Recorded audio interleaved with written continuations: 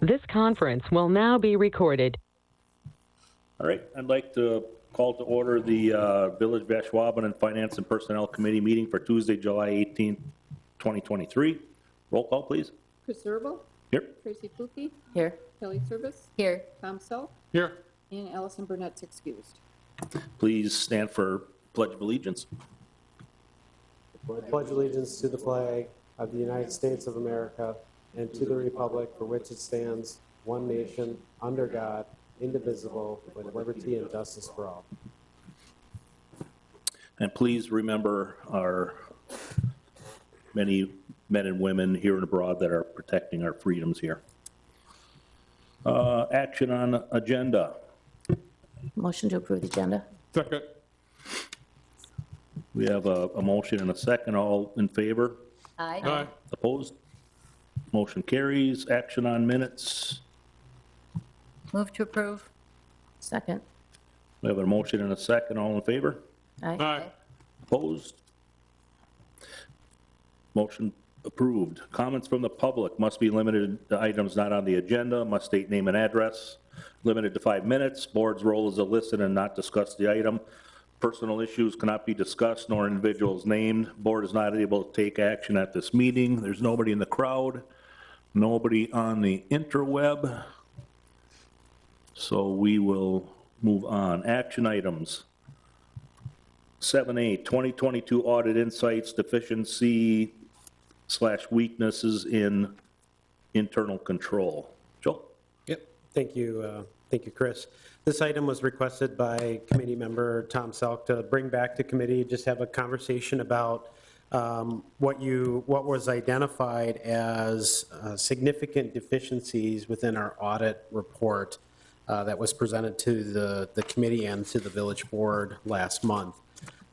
Greg Wendholtz, our finance director, provides his regrets for not being here. He had a family commitment, so that's why I'm here to kind of talk through this. But ultimately, if you're familiar with our auditing process, the auditor is required to identify any deficiencies, and oftentimes those deficiencies are listed as significant, meaning that it could lead to a future problem.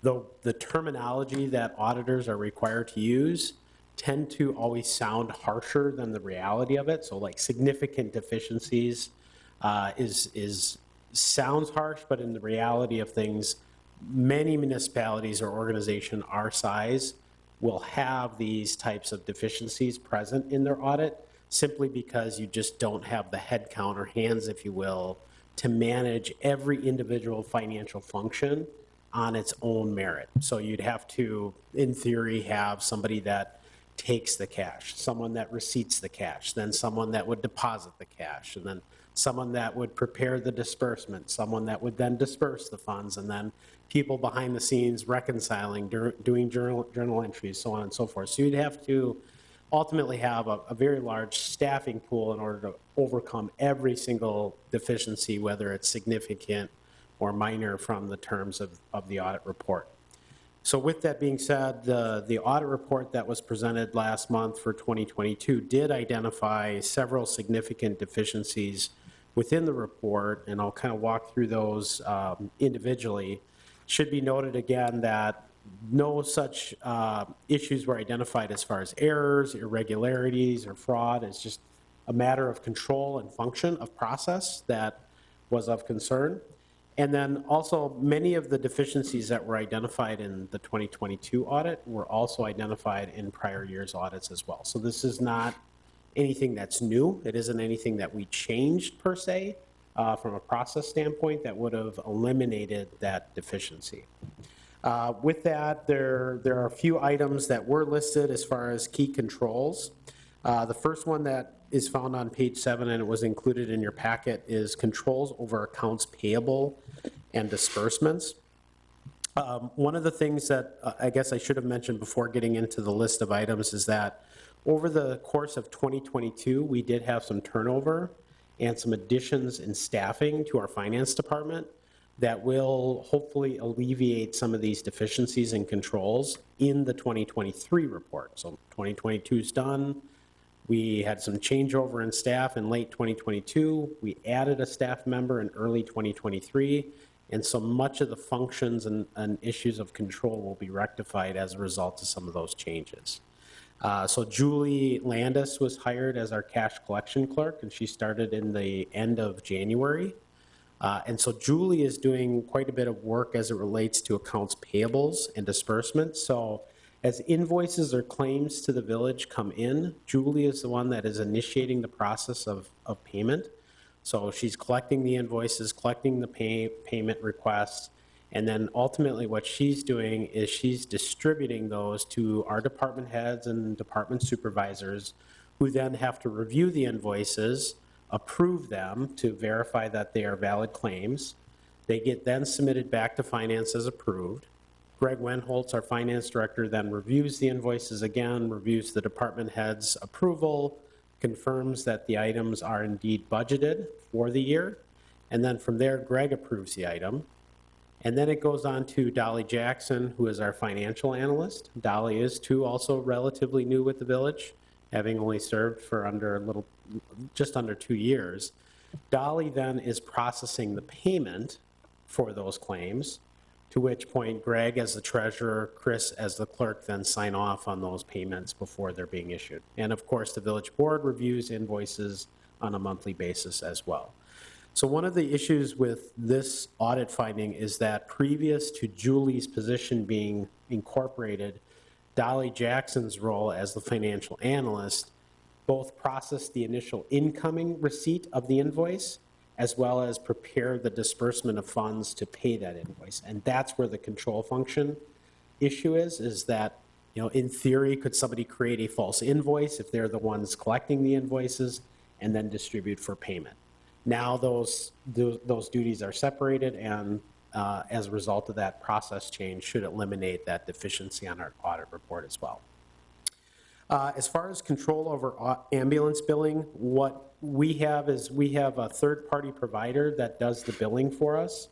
And so based on the call run data that's provided to them, they bill the client, if you will, or the individual that utilized the ambulance service. From there, the individual that is being charged or invoiced for that service pays that third-party provider. The third-party provider then, over time, distributes those funds back to us in the form of a single payment with a report of all the billing activity for that payment cycle. From there, it's essentially in the past it had been receipted and recorded as revenue earned based on that report. And one of the control features and changes that we've made is that that particular invoice, or excuse me, that receipt that comes in with that payment is being reconciled in public safety. So they're reviewing the call run data that's showing on that invoice, or excuse me, that receipt of payment to verify and confirm that it is indeed accurate. And that's essentially what the auditor is asking, is that those receipts are accurate to the call run data that is being incurred over that month period. And so it's ultimately up to public safety to verify that that run data is accurate, and then that gets placed with that receipt of revenues. So who from public safety will be filling that role then? As of right now, my understanding, Nick Kozlowski is reviewing those run datas, and whether or not they delegate it to somebody else within the department, if that's, you know, Angie Peters or somebody else administratively, that's just basically pulling the run data that's on their records and reviewing it with the receipt of payment and just confirming it. We just need somebody to review it, sign off on it, make sure that it's accurate. And then the next 3 items are related to monthly and year-end accounting. And ultimately, where I think some of the issues stem from here is just having the appropriate and adequate staff to review these issues and then share the responsibility. So the first bullet point item is related to journal entries and the supporting documentation that happens with that.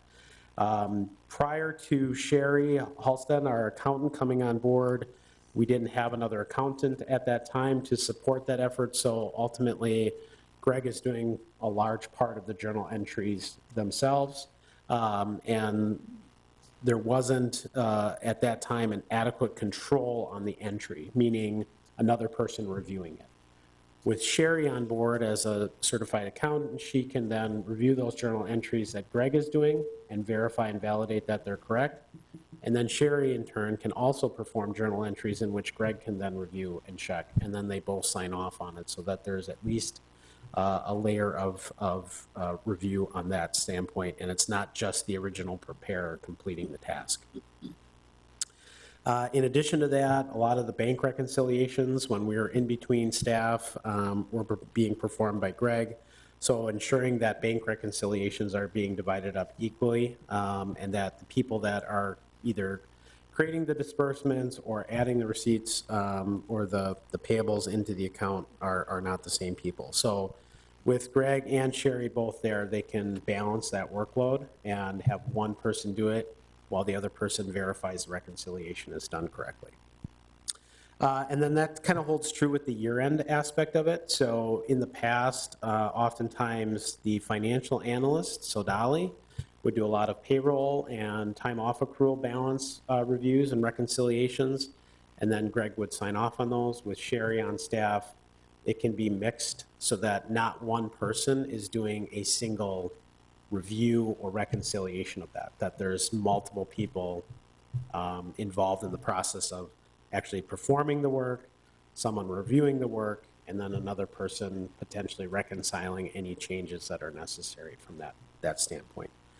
Again, as I mentioned, last year was a year of transition for us. We did lose a couple people within the finance department due to turnover. In addition to that, we did add an additional person to the department that was not a replacement. It was just an added individual to help support removing some of the deficiencies that were identified within the audit report. It's certainly possible that some of these key controls will be identified in next year's audit just based on the process of change that we've made. As you know, the audit starts generally around February. That's kind of that pre-audit phase. Julie came on board at the end of January. And so some of those transitions and changes to process didn't occur until after January 1. So we may see some of these deficiencies again in the 2023 audit report, but by and large, they have been addressed and working well. So with that, I'll answer any questions that you may have. Well, one of the reasons I brought it up is because it said, the deficiencies were in last year's report. And I know we approved an accountant for the finance department, didn't know the timing and whatever, and it seems like they've taken steps to rectify these internal, that's the hot spot for auditors is internal control. I guess what I'd like to also add is that on page 10, they say significant unusual transactions, there were none. Significant difficulties encountered during the audit, there were none. So there were no problems, it's just that they're saying this could be a problem. Right. And I think you've addressed it very well, so thank you. Yep. It seems like the deficiencies have been covered and explained really well. Appreciate it. And Tom, thanks for bringing all this up, because that was, and I think Tracy too, you brought it up, yeah. On this side of the building, but over on the other side of the building, it almost, to me, it seems like we're just trusting it's being done, which, I mean, I trust it's being done, but how do we know over here that it's being done? Or, I think there should be a check on that. Yeah, one of the things that we talked about, so we have to put a little bit of trust in it, and there is still a responsibility that whoever is completing that reconciliation on ambulance or EMS billing is signing off on that. Now, could there be a deficiency? Maybe they're not looking at it with the level of scrutiny that's necessary. We can certainly reconcile that over the course of the year. Maybe it's not done on a monthly basis, but there's a periodic check, maybe quarterly. So maybe 3 or 4 billing cycles over the course of the year, there's a reconciliation effort that's being done. Mm-hmm. Again, knowing that individual in public safety signing off on it, and signing that, stating that they have reviewed it. If there's continuous issues or challenges, then at that point we can make adjustments to the process to ensure that they have the tools necessary to do it successfully. Right. Yeah. And I agree with you. There's got to be some trust there, and I'm sure there is, but there kind of seemed to be a little bit of a difference between over here and over there as far as layers of accountability. Right. Yeah. Okay. I would assume that Greg kind of goes through it with them, whoever's responsible for that, like what he would want or how that should be done. And maybe Nick's doing it now, and maybe he will continue, but maybe someone else will take it over, and then Greg will make sure it's done properly, I would assume.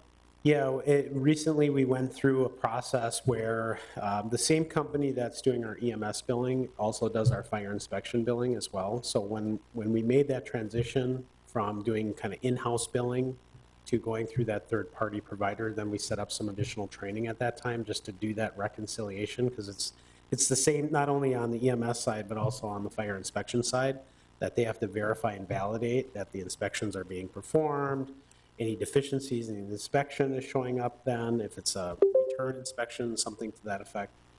So there was some training, but yeah, we certainly can, at any point, if they feel that it's necessary to provide additional training or oversight on that receiving process, we can certainly do that. As a village manager, do you have any involvement in any of this, Joel, that it's your responsibility to be checking this, that, or the other thing, or is it all strictly in finance?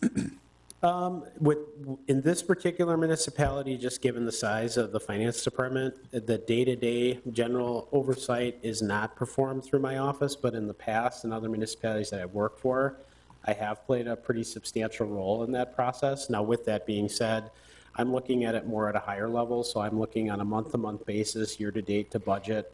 I am reviewing the invoice bill statements that the board gets as well, and if something seems to be out of alignment, misaligned budgetarily wise, I'll address it with those individual department heads. I will look at specific line item costs. So as an example, an invoice comes in for $10,000, and I'm completely unfamiliar with that item. It's likely it wasn't bid properly or it didn't receive the proper approvals. Then I can address it directly with those staff members as well. Okay. Thank you. Yeah, because we want to throw more on your plate. I know. I already did have. talk to Greg. I said, in the past, I've reviewed journal entries, so I'm familiar with that process. If you'd like me to, review invoices, review payments, I can do that as well. But yeah, it's a decent amount of work. Yeah, okay. Thank you. Any other questions? All right, 7B, 2024 budget timeline. This is really just kind of more for information purposes, just to give you a heads up on our schedule. Believe it or not, even though it's only July, we are now officially in budget season for 2024. So congrats and welcome to budget season. We are hoping that with your consent and village board's consent that we can initiate this process starting in August. So we'll have a budget kickoff meeting with our department head team in which we'll kind of distribute budget documents and then also have a brief conversation with them about what the strategic goals and priorities are for 2024. And then from there, we'll also have that same conversation around that same period of time in August with the village board. Talk high level, some of the priority items. Are we focused on levy? Are we focused on rate? Are we focused on specific service needs? What about capital expenditures and the impacts they have on the budget? And then we do also plan to have a conversation with you about equipment and vehicles, as we have had in the past for at least the last 2 years, because equipment seems to be continually a challenge to acquire, especially within a reasonable time period. And we look to do that in August as well. From there, that information will get distributed back out to staff as they begin to prepare their numbers for 2024. Ultimately, that information is due back to the finance department towards the end of September. That gives us some time to compile that data and that information and then ultimately review that. Part of that conversation will be kind of, at that point, we'll have a good sound idea financially, the bigger picture, even though we will be talking about it briefly tonight from a wage and compensation standpoint. Ultimately, we're not necessarily looking for a concrete decision today, but we ultimately need to have an idea of the direction we're going with wages and compensation, because it will have a major impact on the budget. But by the end of September, we're hoping to make that concrete so that we can move forward with our budget planning. And then ultimately, in October, information starts getting distributed to committee and board, and at that point, we'll start to generate ideas and questions from both bodies, and looking for final review in November. Our proposed joint meeting that we do every year would be on Tuesday, November 14th. That gives us a solid 2 weeks to do any budget modifications that come from the board or from committee prior to the final adoption and hearing on November 28th. One of the requests came in from Trustee Krieger to either move that date forward, so on November 21st, or move that date back to prior to November 1st. From a staffing point of view, we would find that extremely difficult to, for one, get everything done by November 1st. That would be pretty difficult for us. And then pushing it forward 1 week to November 21st, that would be very difficult for us in the event that there are any changes to the document. If there are changes at the committee and board level, we have to make those changes, change the hearing notice to reflect that. We have to have so many days between when the budget draft is set to the budget hearing on the 28th. And then we ultimately have to get a tax levy adopted, preferably before the end of November, so that we can get that to the county for tax bill distribution. So November's a tight month, the way it is. So our recommendation is to, from a staff point of view, go with the schedule that's presented to you, but if the board desires to accommodate that request, then we can try to do it. It would be very tight. So probably less changes to the budget if you push it off to the 21st.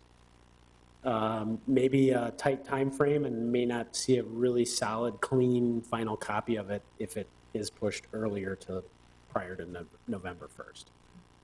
So with that, I'll answer any questions or receive any feedback from the committee. Is he unavailable remotely?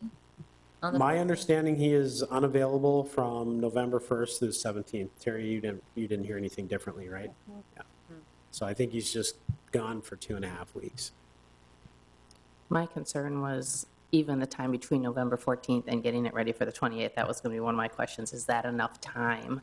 I mean, usually there's not a ton of changes really at the joint meeting because we've looked at it, we feel comfortable, staff has done all their due diligence, and there's normally not a ton of changes, but if there is, it's a tight timeline to turn that around. Right. But it sounds like Greg and you are fine with that, but that was my question on it. Yeah, I think based on the nature of the makeout of the board and the committee, we haven't had a tremendous amount of changes. There seems to be a relatively sound consensus about the direction of where the village is going. So without any substantial consternation from the board or even the committee for that matter, I think that's adequate time. If we had a board that was challenging itself as to what the priorities are of the community and how to fund those challenges, then I would say we would likely need more time. Yeah. The other question I have is, okay, the budgets are due to the finance director, that he will compile them by September 25th. And then at the village board on the next day, going to be talking about it, but it looks like it's higher level stuff, so maybe he doesn't have to have that all together by then because it'll just be the big items that we're talking about?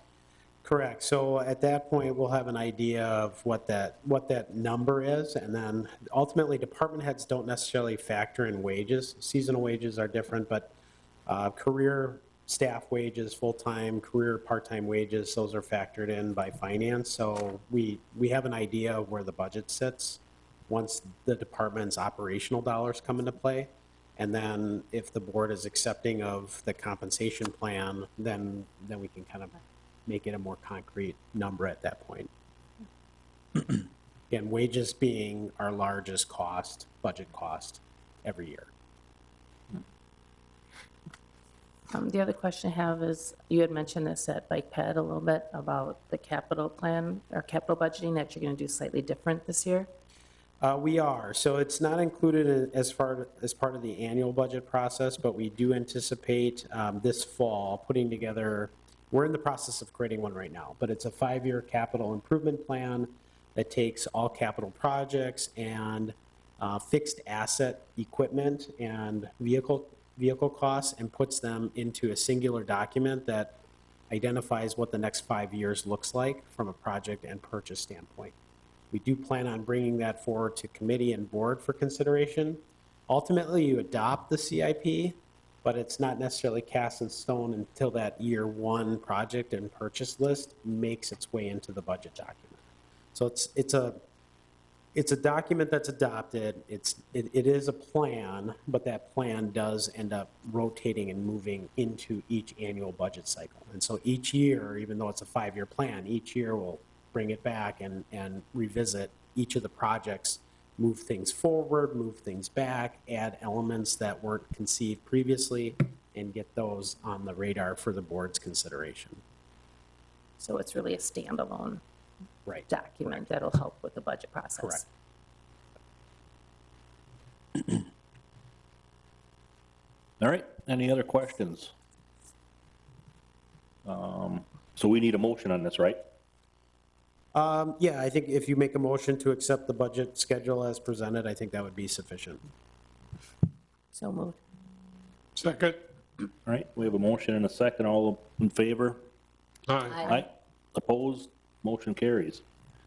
7C, consider, discuss, act, recommendation on draft 2024 salary and wage grade matrix for non-represented general employees. Okay, so as we just talked as part of our budget's schedule, wages and compensation being an important component to the overall budgeting process, we wanted to bring this forward to you early so that you have adequate time to deliberate and review the information prior to when a formal action would be necessary. Again, following that budget schedule, ultimately we'd be looking at bringing this forward for a concrete determination at the end of September. So we have a good couple, 3 months to kind of work through the details of this particular item. If you recall, last year, the village adopted its wage and salary matrix. This is the first time it had a robust, comprehensive wage and salary matrix as presented in your packet. As part of that review, our efforts to create that were conceived and processed in the first part of 2022. The committee and board ultimately adopted the compensation plan in mid-2022 in preparation of the budget, kind of similar to how we're working through the process this year.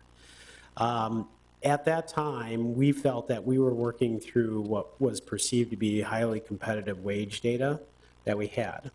Unfortunately, after we adopted the matrix, many municipalities were going and updating their wage tables considerably in preparation of their budget cycle. So municipalities increased wages anywhere from 5 to 8%. And our average increase last year was between 2 and 4%, depending on how those positions scored out within the matrix. So one of the things that administration wanted to do was to verify and validate that our wages were accurate and reflective of the competitive nature that we wanted to make, given the volatile nature of wages last year as it relates to inflationary cost. And so what we did is we gathered a variety of wage comparable data. We oftentimes complete surveys that other entities and firms complete over the course of the year that compares wages. So as an example, GovHR is a prominent leading HR firm for government officials. They do a lot of wage and salary data studies for a variety of municipalities, not only in the state of Wisconsin, but throughout the country.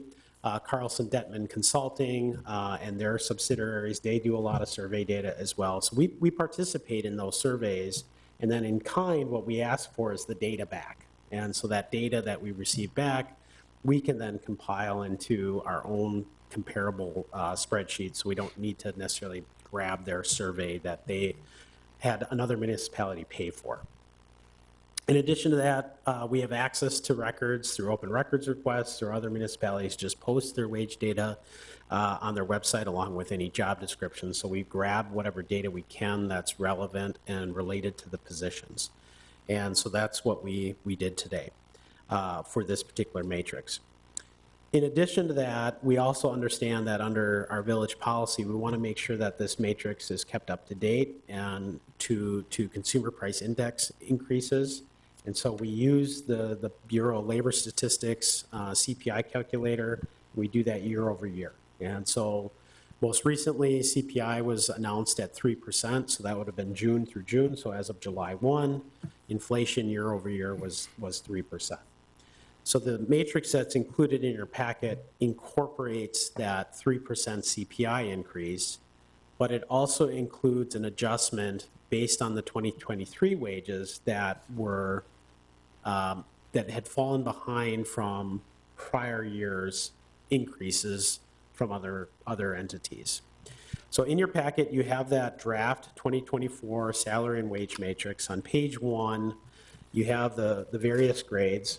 So salaried and hourly positions are relevant and relatable. So you have your salary. The hourly is just the salary divided by 2,080. That gives you your hourly equivalent. Each grade, again, we have grades 1 through 16. We have an internal range of points. So based on an individual's position description, it scores out and gives points. Based on that point threshold, that position will get assigned into a grade, and then that grade has a base wage. That base wage is considered the minimum wage, and then you have 15 steps beyond that minimum wage. Each step constitutes a 2% lift over the prior step. So when factoring adjustments to the matrix, you're doing it to the base wage, because ultimately it's going to carry forward through the entire table.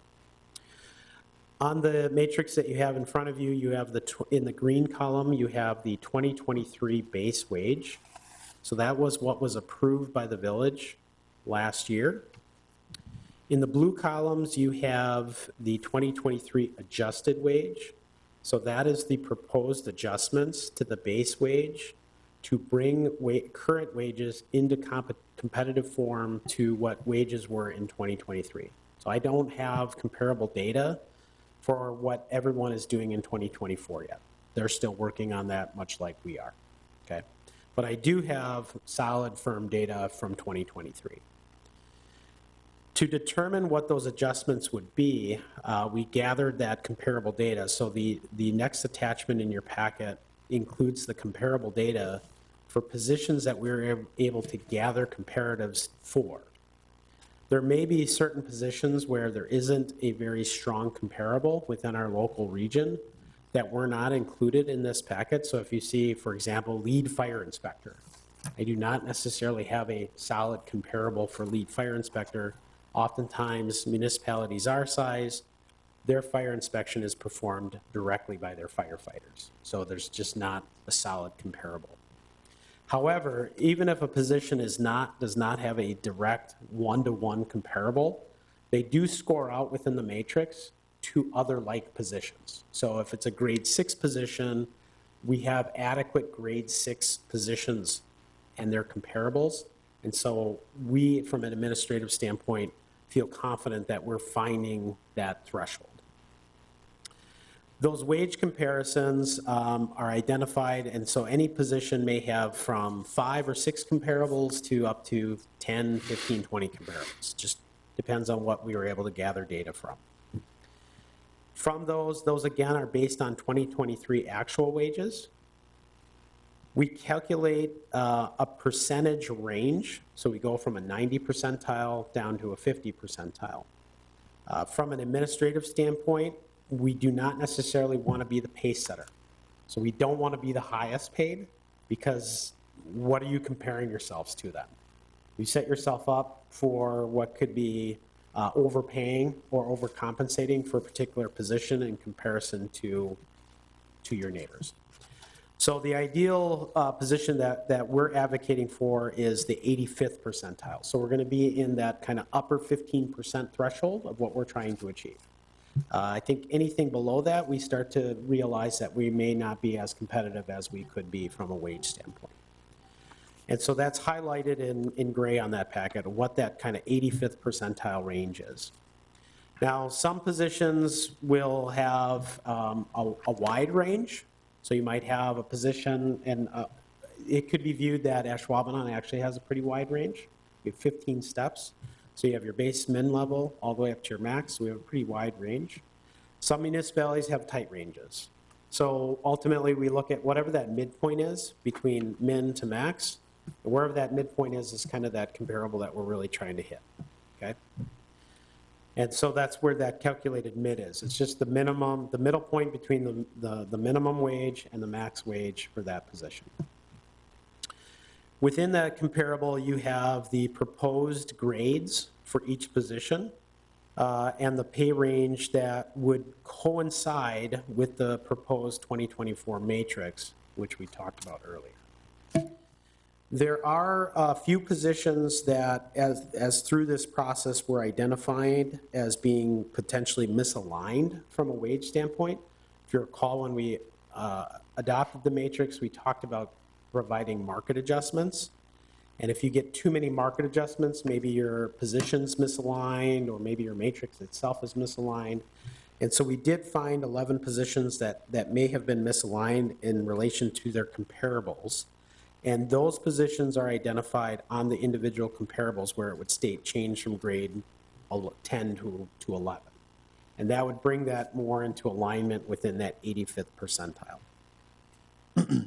In addition to that, there are a few positions that we wanted to plan for future succession planning.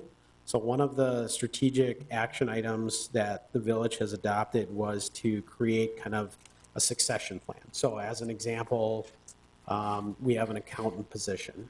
Creating that position to be able to grow and eventually be a successor to, let's say, Greg in the future. Greg wins the lottery or he retires, having somebody available to internally grow into that position. So kind of providing a little bit of a push and a bump to give that person some more responsibility so that they are growing into that assistant finance director role. In addition to that, we have our public safety chief had previously been listed in the general employee matrix. We are recommending that we remove that particular position from the matrix and place it into what is called the command schedule. So we have a schedule of compensation for our officers within public safety as well as our supervisory staff, lieutenants, captains, commander, deputy chief. We would place the chief into that same schedule. And the reason for that is there is a possibility of compression issues between the wage that the chief would make under the general employee schedule and that of his subordinate staff. And so we want to make sure that whatever increases happen on the command schedule reflect into the chief position, vice versa. Right now, if, as an example, the command schedule gets adjusted based on what the union contract comparables create. So that way you don't have compression between your public safety officers and your lieutenants, okay? Otherwise, if you had that, no one as a public safety officer would want to take the promotion if there wasn't a wage increase. So that carries through the entire public safety pay schedule. So as an example, let's say based on the union comparables under contract, that requires a 2.5% pay increase. That would spread across the entire department from PSO all the way up to deputy chief. That way you always keep that separation and you no longer have those compression issues. With the chief being in the general pay plan, if, for example, the village decides not to provide the same increase to that matrix as required under the contract, which is possible, you could create those compression issues at that point. So we are recommending removing the public safety chief from that as well. And we'll bring that forward for review with the future agendas. The other area that I'll just kind of care to mention is the village manager administrator position can be another difficult one to score and to evaluate. So a lot of municipalities oftentimes will have a contract with their administrator manager. In fact, it's generally recommended. That contract generally indicates what that wage is. So then the manager, and you can see that in the comparable data, there isn't like a min or a max, there's just a wage. So whatever that wage is determined by that contract. Sometimes you can create those compression issues with that as well. So if the board decides it wants to kind of remove the manager from the matrix to manage the wage of the manager individually, that's certainly reasonable and feasible as well. But otherwise, if you want to avoid compression issues, you keep the manager in there, but then obviously the wage has to be competitive with subordinate staff to avoid compression.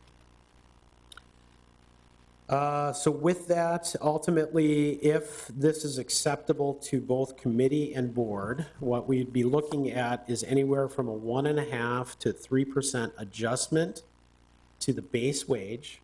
That is to accommodate that change in wages for 2023 to maintain competitiveness with surrounding municipalities, and then a 3% cost of living increase to maintain inflation year over year based on CPI.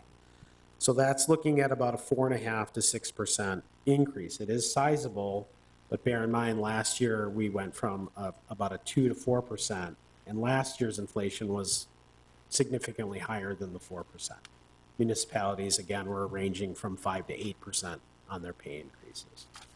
All the positions within the comparables are relatively close to that 85th percentile, which again was our goal, to try to hit that mark. Some may be slightly over, some might be slightly underneath that threshold. A lot of that is in part due to how their ranges are established, where they either have a long range in wage or a tight range in wage. So with that, I'll answer any questions that you have, take whatever feedback from the committee. Ultimately, tonight, if it's acceptable to the committee, a recommendation to the village board for consideration. Ultimately, the matrix would not get adopted until September at that budget meeting in accordance to our budget timeline. That gives us adequate time to make any changes or adjustments that are necessary. I have a question. So the matrix doesn't have these ranges, though, does it? The matrix has actual starting numbers, and then it goes up by grade. It would help me to look at this, to not have those ranges, like the minimum, maximum. Like, what number are you going to put for each of these positions if we adopt this? So, yeah, all of the steps would be included. So what ends up happening when we hire an employee, they fit within that hiring range. So the hiring manager, who's ever involved in the process, based on the qualifications of the individual, we may hire that employee somewhere at the step 1 or step 6. And then from there, that individual employee is eligible for step increases based on performance and tenure. I understand They that. keep moving up. But aren't you asking for, I'm totally in with the 3% CPI, whatever adjustment, no question. The additional money to, make this matrix fit more with surrounding communities and whatever, it looks to me like you're listing it, say, for example, where's one? The attorney can be from this number to that number, minimum, maximum, whatever, and then you got the 85th percentile is still a range. Like, what's the number? Are you saying you're gonna pick the middle of that range? Or, I guess I don't understand. So if you're asking more specifically, like what would that specific employee make, if that's what you're asking, they Right. would fit within whatever step they were assigned to. So the range is, so we're really just focused on position and compensation range for that position. I thought you were asking for additional funds to put as the starting number as the base wage for that position. And that is the case. So again, that base wage, So shouldn't it just be a number? I mean, why do we still need a range? it is. So if you look at the matrix itself, so look at the blue column, the 2023 adjustment, so ADJ, that is the base wage. And then that base wage has 15 steps. Each step has a 2% lift, and that gets you to your max wage. That's what So the number you're really focused on ultimately is that base wage, because that base wage will dictate what the max wage will be. We're looking at it from a comparable standpoint as far as a range goes. Not every municipality has a 15-step pay plan. They may simply just have a range, a low and a high. There are some municipalities like the Pier, Grand Chute, Green Bay, they might have steps 1 through 6, and then they have this range after that. So the first 6 years of employment, you're eligible to move up to step 6. Year 7, now you're kind of placed in this range, and it's subjected to a variety of factors. I might have to, I don't want to waste everybody else's time if you guys all get it, but in that second adjustment where each position has the 85th percentile and its minimum, maximum, whatever, I guess I just don't, I'll come and meet with you privately so you can Sure. explain it to me. Yep. 'Cause I'm I like, think I know what you're shouldn't saying. So what exactly is he getting paid? Right. Is what kind of what you're asking. Well, or what's the increase you want, like, what's the number you want us to approve? So, yeah, I guess the comparable data is just there to validate that Oh, the matrix okay. table itself I'm is like, this- accurate and competitive, and what's being proposed isn't either undercompensating a position or overcompensating a position. So the whole second attachment is just showing that the numbers on the first one are within that range? Correct. Okay, that I get. So basically, it's a 3% cost of living that everyone will get. And then depending on how their position came through with the comparisons with other municipality, anyone can get another 1.5 to another 3% on top of that 3%, correct? Correct. And what about merit? Is merit beyond that? Because I know we talked about adding merit in. Merit So would be that would be above beyond that, correct? Correct. Okay, Right. and that's based on, we give the administrator, the manager, so much money, and then you allocate that Correct. as you see fit. So someone could get cost of living, they could get the adjustment, merit, market adjustment, and then they could also get merit on top of that for. So And are we worried that we're going to lose people if we don't do this? Or, it seems like a big jump to me. I'm very fiscally conservative, though. I mean, I'm Sure. all in on the, I can justify to people the 3% based on inflation and whatever, Yeah. whatever. This making it, we just adopted this matrix, and now Right. we're already fixing our matrix, our brand-new matrix. Yeah. You know what I mean? It feels kind of like, what the heck?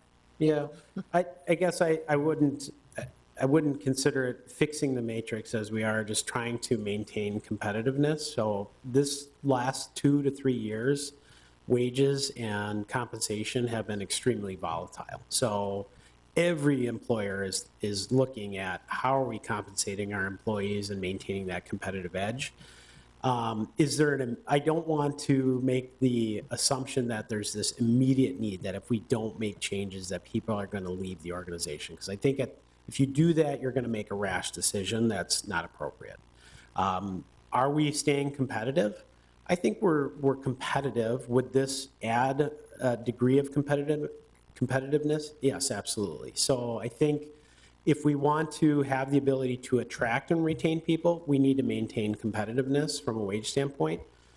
Ultimately, that's not the only factor though, right? Culture, work environment, things like that. Our benefits are competitive. It's the total package. But if we're compensating our employees at the 50th or 65th percentile, they're definitely going to be looking because they know they're going to get a benefit package that's comparable with another municipality. Their wages could be 10 or 15% more, and they're going to be doing the same kind of work. So I would want us to stay competitive because we do have a good staff team here. Not that anybody's going to undersell any of their staff, but I don't want people to leave because of wages. If people are going to leave, it's because culturally it's not a good fit or the work itself is not a good fit for them as an individual. And again, I don't necessarily think that we should be the pace setter either. I think that sets a bad precedent. There are some municipalities, if you look at that comparable data, they are definitely the pace setter. And they're I did local, notice and they're that. very, very close to us, and that makes it challenging for us as a municipality then. Because it would be it'd be one thing if I decide to move to Sussex, because Right. as a water plant operator, I can make $1 more per hour. Right.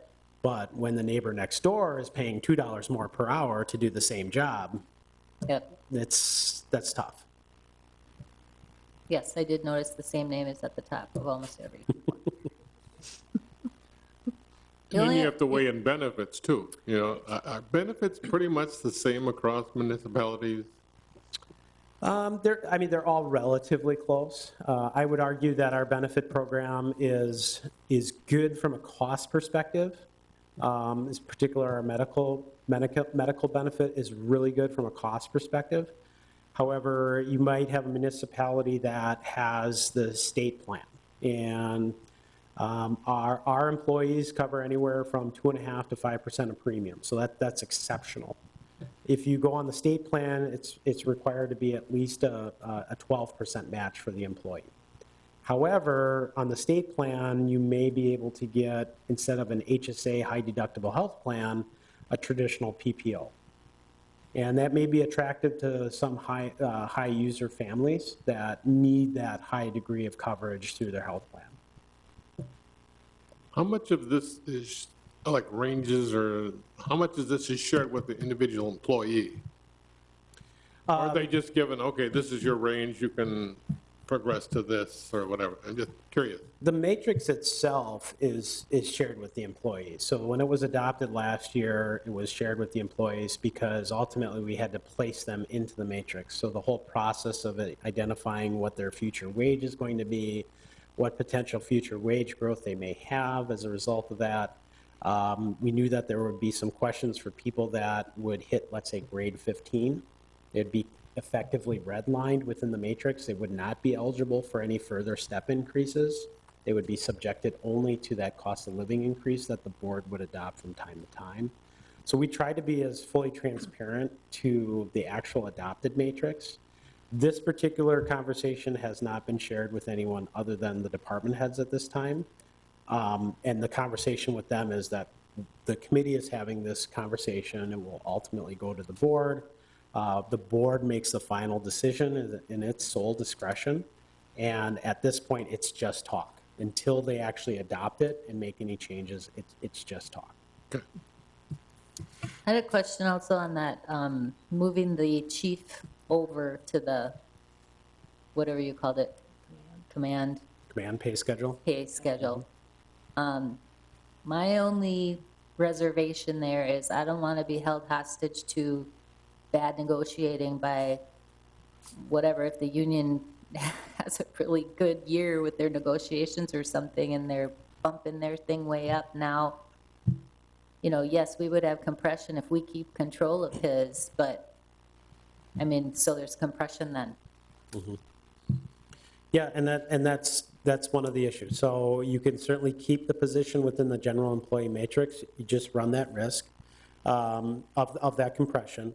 As far as the command schedule goes and how the union contract works, right now we're required to get so many comparables. So the contract is more or less kind of, I hate to say it, but pretty well set as far as how we determine what that increase will be for public safety officers. So anytime a contract is up at this time, we really don't negotiate wages. Wages are okay. determined based on a comparable calculated formula that's been agreed upon and actually litigated in court. And whatever that data comes back to us is the data that's then used to determine that increase. So we have to have 8 or 9 comparables from specific departments within the state and our region based on their contracts and their negotiations. If the average increase is 2.5%, that's what our group gets. So there's not a negotiation of less than that or more than that. So there's no concern that these guys are all going to get together and have some sort of a lobby or something that we're all going to increase this much and then it's all going to be, I would foresee gladly really bad things happening. I think all of us from a management standpoint would gladly accept the ability to negotiate wages every time a contract comes up. Yeah, that's what I would like to see. Unfortunately, I don't know that the union's going to support that, and the issue had been litigated in court. So unless the union is willing to specifically negotiate wages one-to-one with management, we're going to be in that position for a period. Okay. But I would gladly accept that opportunity because it does provide greater competitive negotiating opportunities. So let me clarify for public safety then. The union contract sets the wages has provisions in there for the command staff except for the public safety director, correct? Is that what it is now? So, yeah, to clarify, the union contract itself only pertains to public safety officers. But in order to maintain that split in wage difference, that differential for lieutenants and captains, let's say, which are traditionally promoted from the ranks, we have largely held that increase for those to be equal to that of the officers. To the union, or to the union officers? Correct. So now you want to put the public safety director into that same grouping instead of the general category of employees, so he would be treated the same as the other command staff? Correct, because there's always an opportunity for that compression to happen for the chief. So as an example, and it varies from year to year. So in the past 5 years, the village has increased wages from 1%, 2%, or 3% for general employees. Under the union contract and the comparable provision within the contract itself, wages have gone up to, I think, a little over 1% one year, like 2.5% one year. Last year was one of the larger increases at 2.85%. It's certainly possible that you will never have a compression issue with the chief, but you could as well. I just depends. am extremely reluctant to ever give up control of anything. It feels Yeah. like we're just giving, now it's just going to be math that's going to determine it, and we have no control anymore. The way it is now, we could always make sure he gets the same, right? We could adjust, we could do some sort of adjustment. Well, we want to, yeah, I think one of the key things to having the matrix too is take the people out of it. But we don't You're- have to, you're- right? Right, Because you have the objective measurement of the matrix. correct. But again, you wouldn't necessarily give the chief's position a 2.5% increase and everyone else a 2% increase, right? You'd be adjusting the matrix and it would affect everybody within that. Here, with moving the chief position into the command schedule, you're more or less removing the ability to adjust that position through the matrix because you're subjected to the contract. To be quite honest with you, I'd hate to see the board consider one position in determining whether or not other positions get or receive some type of pay increase, if that makes sense, right?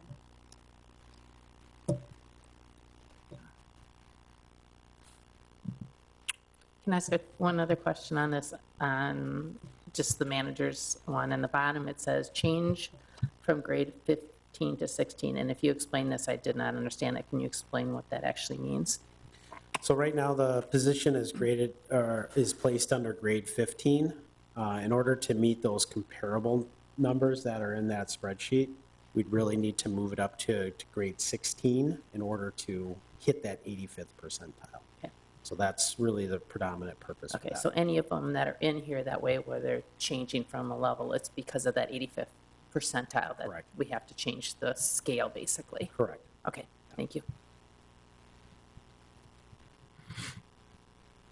All right, any other questions? Everybody kind of understands the increases in the position with the chief? The only thing I will add, just for context purposes, on the chief position, if you were to score that out onto the matrix, because again, we took that out based on a recommendation to put it in the command schedule, it would score out as a grade 15. So if you think about how that scores out, so the base minimum wage would be that grade 15 wage that you have, and then the max would be on the other end. Okay? All right, we'll entertain a motion to move this on the village board. I would make a motion to recommend to the village board to adopt the 2024 salary and wage grade matrix adjusted as presented. Second. All right, we have a motion and a second. All in favor, say aye. Aye. Opposed? Motion Nay. passed. I'm a nay. I'm not an aye yet. One nay. Motion passes. All right, items for next agenda. We will likely have a meeting coming up. We're going to be discussing next month, likely, some acquisition of equipment and vehicles. So as we talked about, getting equipment and vehicles is difficult. So we want to identify what our purchase needs are for next year and get a general consensus from committee about doing pre-orders, at least getting our name on a list, so that we can get our squad cars and pickup trucks and so on and so forth within the next fiscal period. And then our lead fire inspector has resigned his position with the village, and that will require us to kind of punt a little bit as to how we're going to handle that responsibility over the next few months. So public safety is putting together a proposal for the committee and then ultimately the board to consider to at least get us through the interim period to complete our inspection. So we will definitely have a meeting next month. Did you contract for that services? That's what they're looking at least the interim period. The agency that we're looking at contracting with has indicated that they are not available to do it permanently, but they could at least help us out over the next few months. Motion to adjourn? Second. All right, we have a motion to adjourn and a second. All in favor, say aye. Aye. Aye. Opposed? We are adjourned.